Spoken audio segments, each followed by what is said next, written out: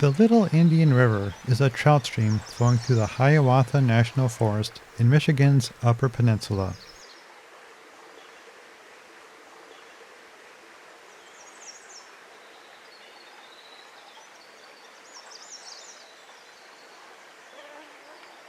Most of the trout here are brook trout with a few brown trout present.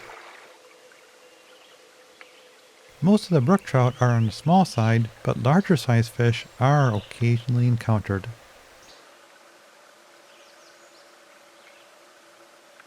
This is where it enters the Indian River.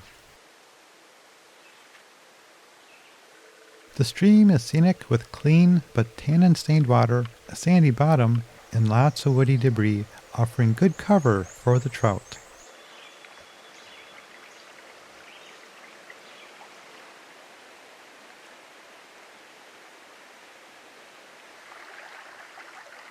The many tree branches in the stream made casting a challenge, but one nice feature of this area is the forest is relatively easy to walk through.